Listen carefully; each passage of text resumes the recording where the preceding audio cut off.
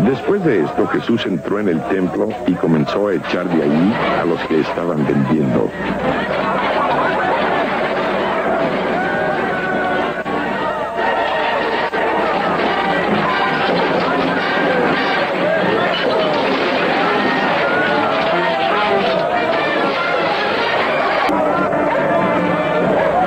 Y les dijo: en las Escrituras se dice, mi casa será casa de oración, pero ustedes han hecho de ella una cueva de ladrones.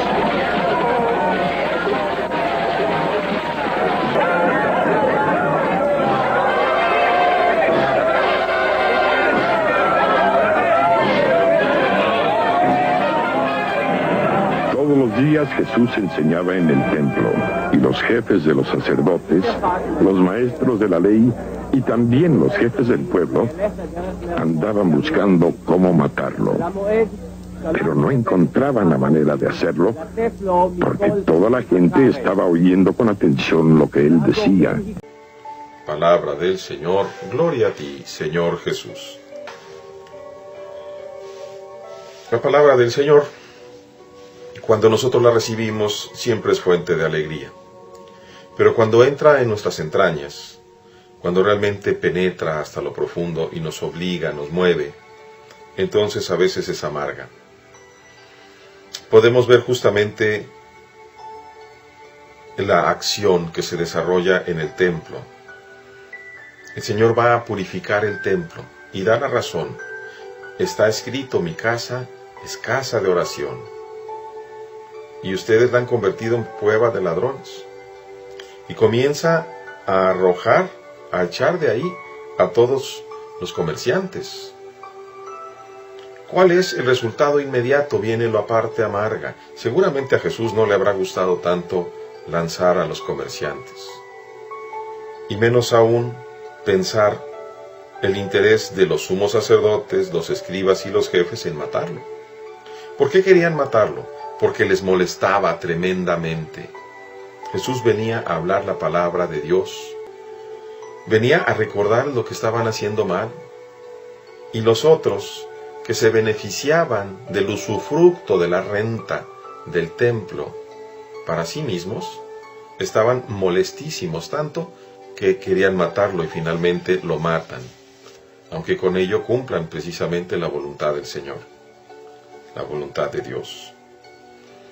¿Cómo se relaciona esto otra vez con nuestra vida? Dice San Pablo, ¿o no saben que ustedes son templo del Espíritu Santo? La casa del Señor también es tu persona y mi persona, tu alma y mi alma, tu cuerpo y mi cuerpo. De forma tal que tenemos que nosotros revisar si no hemos hecho una cueva de ladrones en nuestro cuerpo, en nuestra alma, en nuestra mente. ¿Cómo trabajamos y cómo vivimos? ¿Somos personas que nos dedicamos a negocios que no son tan buenos? ¿Son perfectamente éticos nuestros negocios o tienen una dimensión un poco turbia o muy turbia?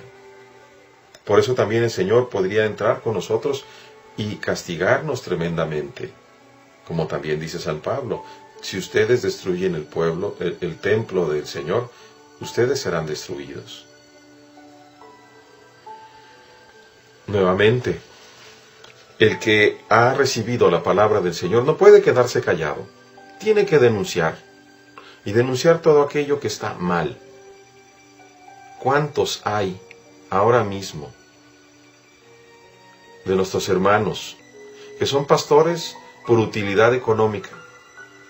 ¿Cuántos hay que se aprovechan de su posición para trasquilar a las ovejas, para robarles, para exigirles de más, sin curarlas, sin atenderlas? ¿Cuántos hay que se atreven a fornicar inclusive con las mujeres del pueblo, tomando una posición de ventaja? Y las pobres mujeres aceptan, seducidas por el poder, y todos se quedan callados y nadie denuncia. Y se crea una red de corrupción que va dejando alimañas alrededor de esas acciones. Un lugar en donde las alimañas muerden y destruyen justamente aquello que es lo más débil, la fe, pero destruyen también la comunidad, la iglesia.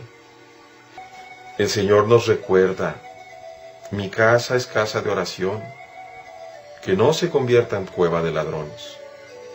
Seguramente habrá muchos que aún al escuchar esta simple prédica quieran también callarme, quieran también matarme, porque les moleste, porque alguien se atreve a señalarles. Queridos hermanos, no tengamos miedo.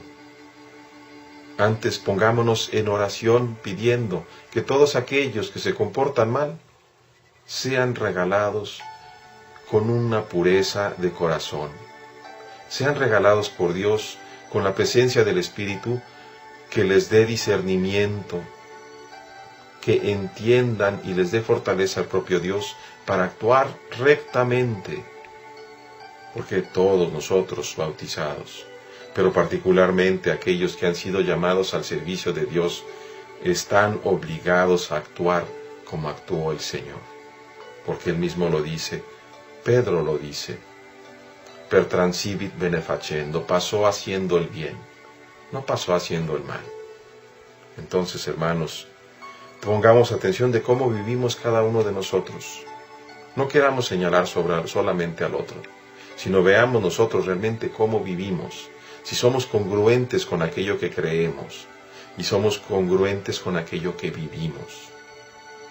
No vaya a ser que al final de nuestros días vayamos a estar del lado izquierdo del Señor y oigamos esas terribles palabras: apártense de mí, malditos, vayan al fuego preparado para el diablo y sus ángeles.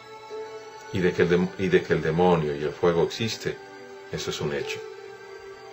No te hagas ilusiones vanas, ni te metas a un laberinto mental pensando que no es así. Que Dios a cada uno le dé la inteligencia y la luz que requiere para poder ver su rostro. Y hagamos oración todos, hermanos. Dios les bendiga.